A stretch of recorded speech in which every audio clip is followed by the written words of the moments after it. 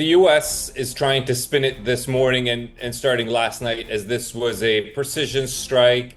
It was just going to destroy Iran's nuclear program once and for all. And then now, if Iran doesn't respond, the US would just let it be and they will not strike again. And that this was not an attack on Iran or the Iranian people and so on and so forth. This is not reality. The reality is that the US engaged in an act of war last night. And Iran has every right now to respond. How they respond, will they respond? All these questions are still up in the air. Regardless of how the United States administration tries to spin this, they have attacked Iran in an act of war.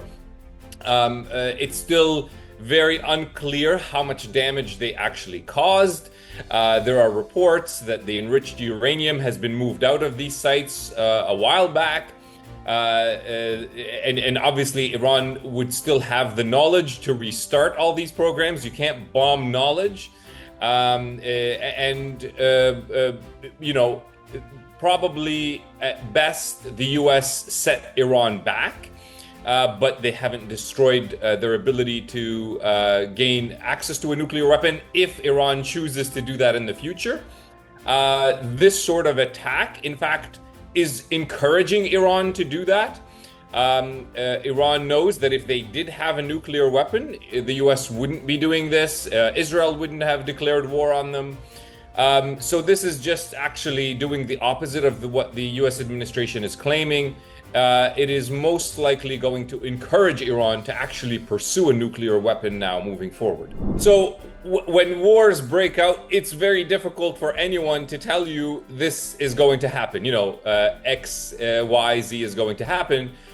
For the main reason that the actors themselves aren't really sure yet what they're going to do. I am sure that there are all kinds of debates happening within Iran right now about what their response is going to be. It could be a range of different options, like you said. It could be using proxies. It could be direct attacks on US military targets, shipping. It could be that they choose to simply just intensify their attacks on Israel. It's important to recognize that Israel is basically a huge US military base in the region. Attacks on Israel is in itself a response to the US. So it could be that they simply intensify their attacks on Israel. So it's very difficult to know what they will actually do. But I would say that everything remains on the table. And this continuing to escalate is certainly very possible at this moment. I doubt that this is going to be a case of, Trump's vision of now we can have peace nonsense. I doubt that any of that is going to come to fruition. We're likely heading towards more escalation. How high will that reach remains to be seen. No one can play the honest broker role. You have to understand the nature of the world order and how it works to answer that question. And the reality of this world order is that the US is the empire, the preeminent superpower. Yes, China, Russia, other actors also have increasing power in this world order. But the US views itself as an unrivaled superpower, and that whatever it wants to do, it will do and can do and should get away with doing. Now, will they get away with doing everything they want? In the long run, no. But in the immediate future, nobody is stepping up to tell the US, stop this. There's no international law mechanism that can make them stop. We have seen over a year and a half of absolute horrendous genocide being committed by Israel and the US. The US is an absolutely participating actor in the genocide of the Palestinian people, and nobody has been willing to do what it takes to stop that and oppose the US and Israel on that question. They're not going to do that on Iran, especially when many of these G7 countries, Canada, Germany, the UK, France, they all view it in their own interests as well to degrade Iran, to weaken it, to weaken its allies such as China and Russia. And what we are seeing is countries around the world continuing to basically still try to suck up to Trump, and that's not going to work. I think that's a foolish, I will use that word, foolish strategy, misguided strategy, that all you have to do is make Trump feels like he's king and he'll do things that meet your interests. That's not a good strategy. The Arab states tried it and are continuing to try it. It has failed miserably. Pakistan just tried it, nominating Trump for the Nobel Peace Prize, which is a laughable move. And thinking that it would strategically affect his decision. And look, within hours, he attacks Iran.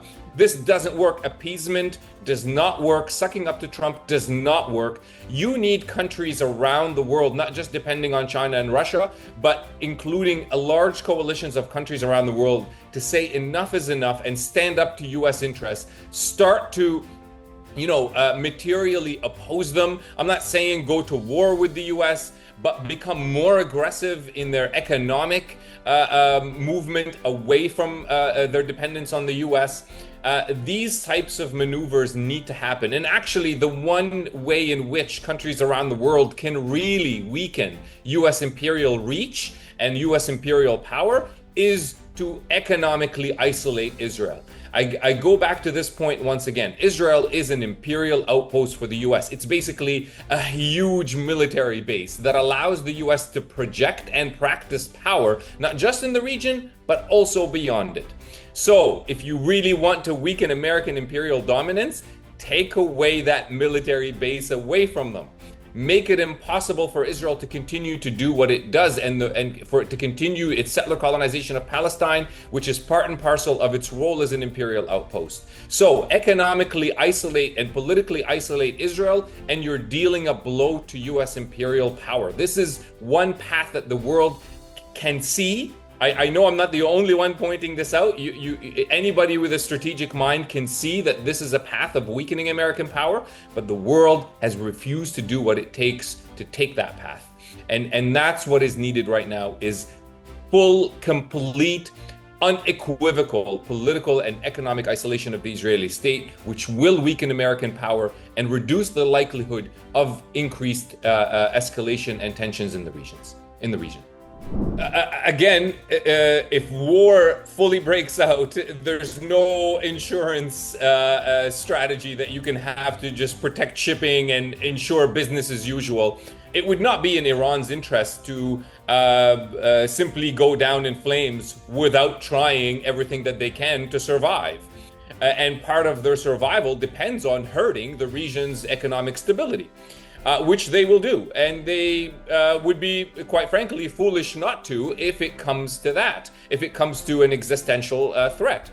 I think any strategic actor would take the same path of destabilizing these shipping lanes and other economic activity in the region, which will hurt a whole lot of countries, including Pakistan, India, and of course the Gulf Arab states, and of course the US and Europeans.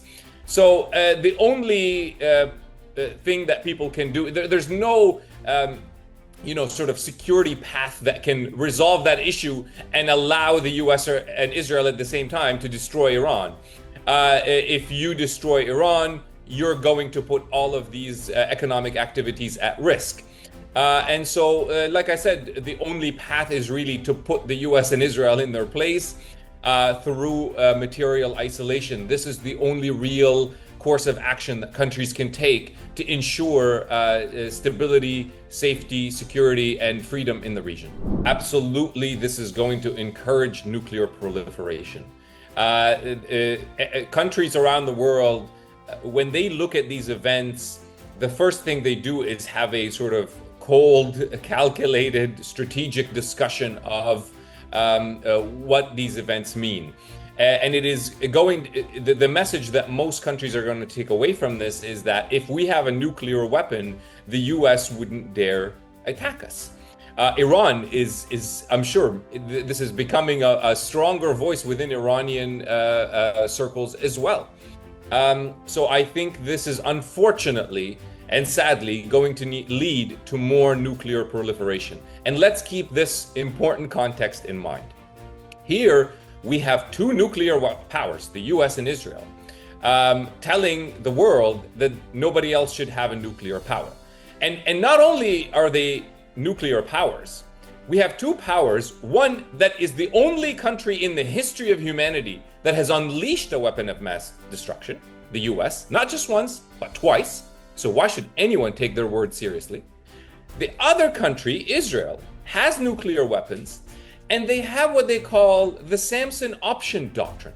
It's basically a murder-suicide type doctrine with their nuclear weapons, where if they ever feel threatened, not just threatened with nuclear weapons and not just in response to a nuclear attack on them, but if they feel that their settler colonial apartheid state will collapse, they are willing and ready to annihilate everyone else along with them. These are the two countries leading this action in the name of non-proliferation. It's a joke. They're the greatest threat to humanity. And people and countries around the world are seeing that, and they're going, well, the only way to protect myself from these maniacs is to get a nuclear weapon myself. And unfortunately, it's going to be hard to convince states not to pursue that path at this stage. And so I'm afraid we're heading towards more nuclear proliferation, not less, and a much more dangerous world as a result.